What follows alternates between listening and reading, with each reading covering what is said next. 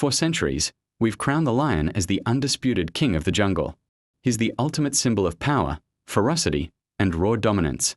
But if you were to actually watch these incredible animals on the vast African savanna, you'd see a very different reality.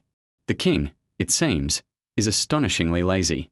You'll often find him sprawled under a tiny acacia tree, barely moving a muscle.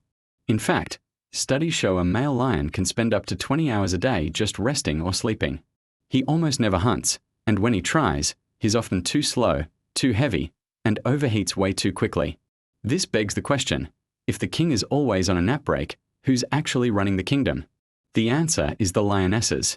They are the true power, the operational backbone of the entire pride. A lion pride is, at its heart, a matriarchal society built on deep kinship.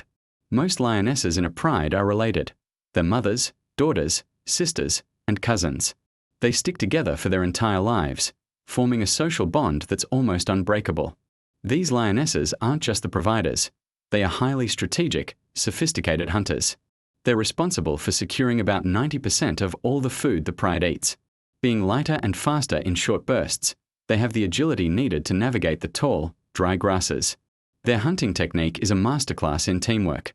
They use coordinated encirclement tactics, where one group will drive the prey directly toward another group lying in ambush.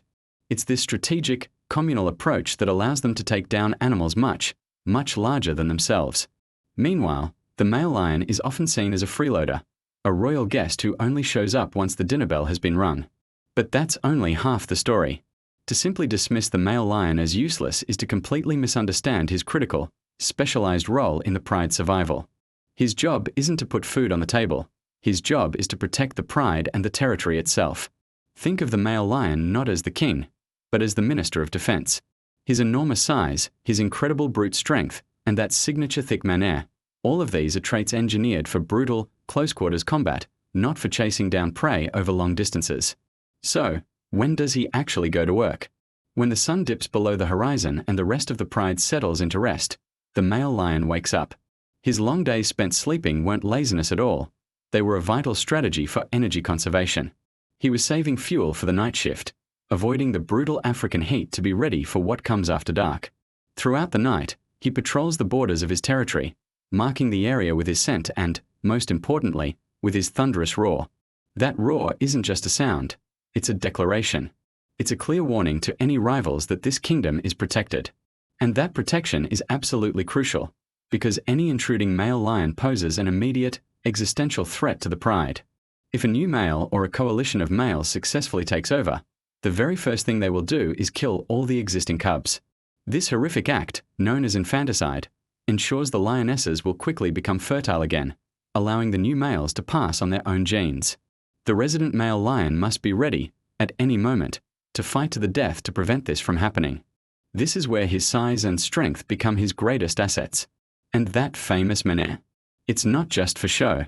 It acts as a thick, protective shield around his neck during the vicious fights that define his life. He is a living fortress. Few animals on the savanna, not even a pack of fiercely competitive hyenas, would dare to challenge an adult male lion one-on-one.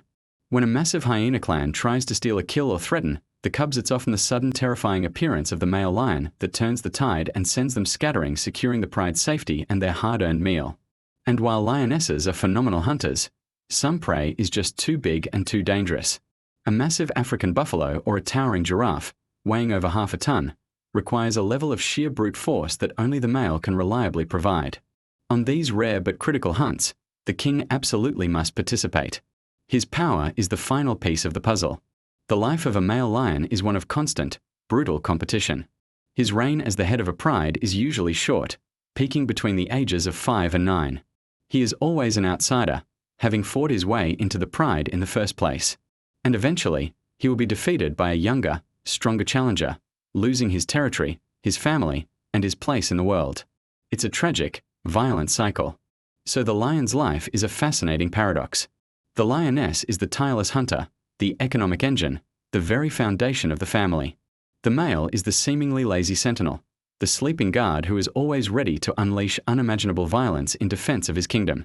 It's this extreme division of labor, a system born from brutal evolutionary pressure, that ensures the pride can survive and thrive on the harsh, unforgiving African savanna. It's not a kingdom ruled by one, but a complex society where every member, king and queen alike, plays a vital role. Thanks so much for watching. If you found this look into the real lives of lions as fascinating as I do, don't forget to hit that like button and subscribe for more deep dives into the animal kingdom. See you next time.